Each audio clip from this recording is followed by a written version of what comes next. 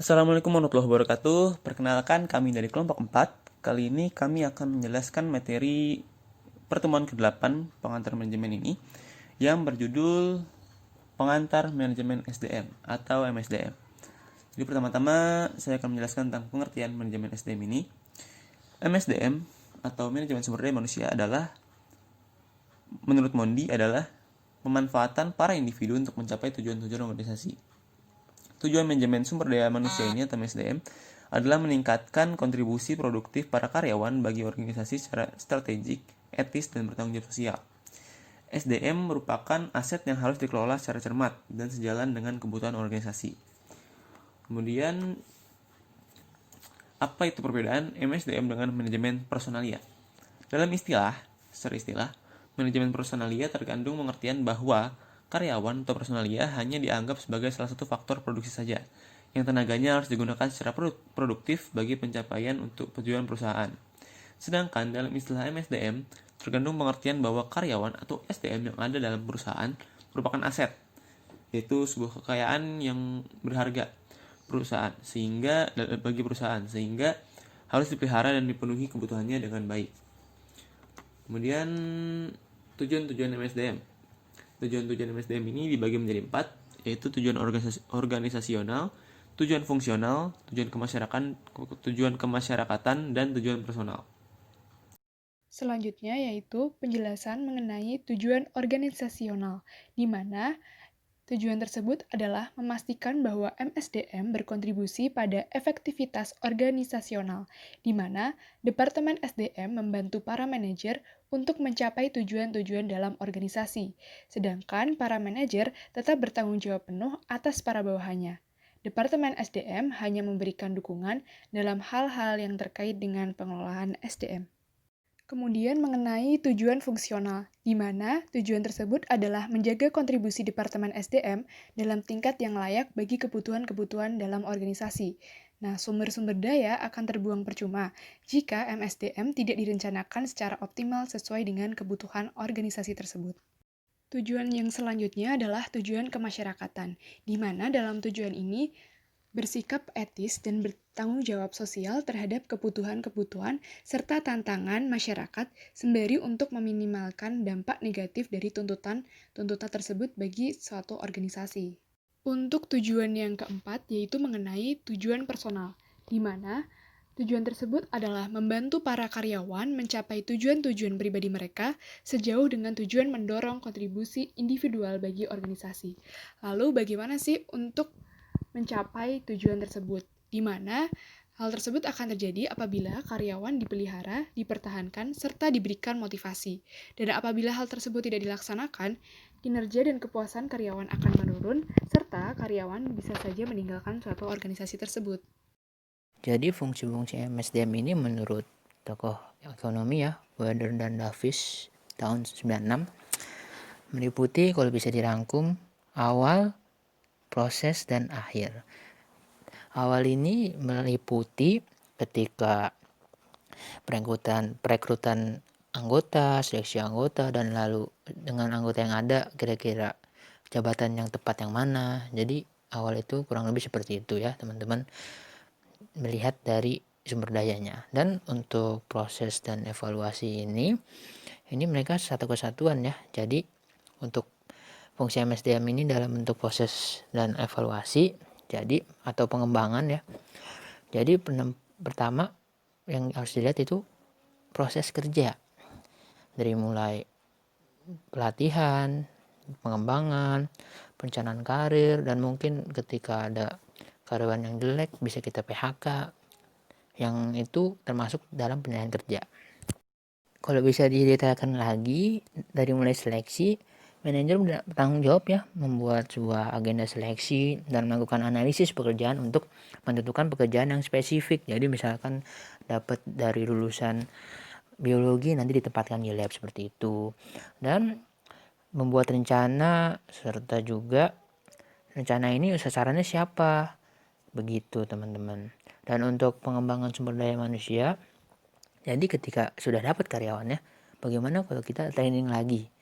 Mungkin suatu perusahaan memiliki project dan ide dan membutuhkan istilahnya sumber daya manusia yang lebih. Jadi pelatihan ini dibutuhkan. Jadi manajer ini harus bertanggung jawab ya terhadap training, habis itu mendesain dan mengimplementasikan program, dan setelah sudah adanya training, jangan lupa ya ada evaluasi dan penilaian. Selain itu, dalam bidang kompensasi, jadi perusahaan ini juga bertanggung jawab ya untuk mendesain atau mengimplementasikan sistem kompensasi untuk karyawannya. Jadi supaya adil, misalkan karyawan lembur gajinya lebih besar, mungkin ada karyawan yang ingin ganti hari dan bekerja dan mengambil cuti juga harus diatur.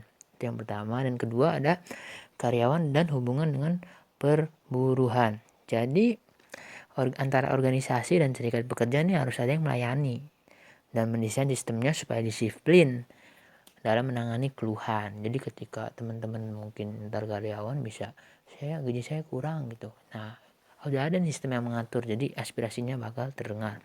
Dan yang ketiga, ada kesehatan dan keselamatan kerja. Ini sangat penting teman-teman, karena ketika karyawan tidak sehat atau tidak diatur kesehatannya, tidak dimanage oleh perusahaan, sangat berpengaruh dengan output hasil. Jadi di sini tugas MSDM ini mendesain dan mengimplementasi untuk menjamin kesehatan dan keselamatan kerja. Lalu kasih bantuan juga ya ketika misalnya ada persoalan pribadi karyawan yang berpengaruh kepada kinerjanya. Kayak mungkin ada karyawan yang diputusin pacarnya atau ditinggal nikah gitu, bisa buka open curhat section gitu kan. Dan yang terakhir ada riset sumber daya manusia. Jadi dari semua sumber daya manusia yang ada harus ada informasi yang lengkap. Untuk apa? Mungkin pasti ada rotasi pekerjaan dong, dan setiap rotasi itu pasti diisi dengan jabatan oleh orang-orang yang baru. Jadi informasi ini untuk apa? Jadi ketika jabatan itu berotasi, perusahaan tahu secara pasti siapa yang menggantikan jabatan itu, karena sudah ada informasinya dong. Oh, ini lulusan ini, oh dia sudah berapa tahun di sini, udah berpengalaman, seperti itu. Dan juga untuk itu, riset sumber daya manusia juga bertanggung jawab untuk komunikasi antar karyawan dalam bentuk pekerjaan atau bukan bentuk pekerjaan. Semuanya tidak sempurna, pasti ada permasalahan. Selanjutnya saya akan bahas permasalahan SDM. Yang pertama, terkadang ada karyawan yang tidak ditempatkan sesuai jabatannya, jadi dia pusing. Alhasil perusahaan tidak maksimal outputnya. Turnover tinggi juga salah satu permasalahan SDM. Rendahnya kinerja karyawan dalam melaksanakan pekerjaan. Ini banyak ya sekali eksternal internal faktornya, jadi harus dicegah.